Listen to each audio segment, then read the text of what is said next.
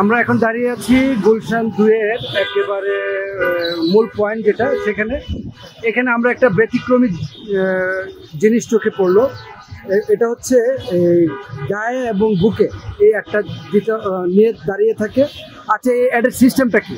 এটা সিস্টেমটা হলো, যদি কেউ আমাদের অফিসে অ্যাড দেয় তাহলে আমাদের অফিস সে একটা কতক্ষণ লাগবে বা কতদিন লাগবে সেই অনুযায়ী দেখা গেছে যে মিলবুটে যদি 1 লক্ষ টাকা হয় একটা মান্থলি, এটা অর্ধেকের কমে এটা আমাদের কোম্পানি তাদেরকে দিয়ে থাকে যারা তাদের সামর্থ্য না দেওয়ার জন্য।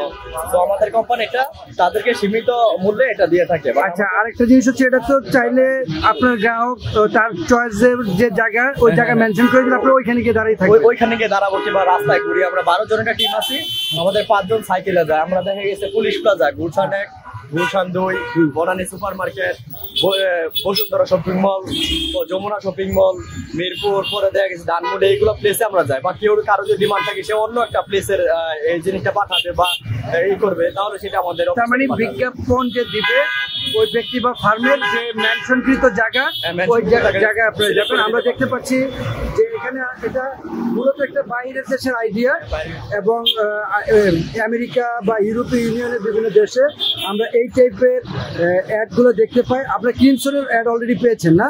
ক্রিমসনের অ্যাড আমরা দেখতে পাচ্ছি যে সেটা চলতেছে, সেটা বুকের, এটা আপনি বুকে রাখছেন মানে একটা এরকম জায়গায় দাঁড়ানো যেখানে দৃশ্যমান হয় যে সবাই আপনাকে ওই জায়গা থেকে দেখতে পারে। অর্থাৎ এটা চলন্ত একটা অ্যাড বলা চলে যে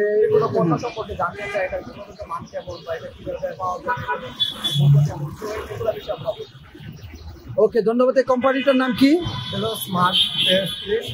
স্মার্ট স্ক্রিন ডিজিটাল। এই কোম্পানি 12 জনের একটা টিম আপনাদের, তাই না?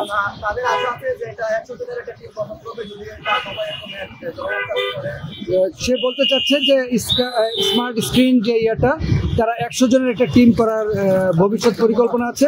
যেহেতু এটা বাংলাদেশের অন্যতম একটা বলা চলে যে ব্যস্ততম জায়গা গুলশান 2, সেই গুলশান 2 আমরা তাকে এখানে পেলাম এবং এই একটা নতুন আইডিয়া, যে আইডিয়াতে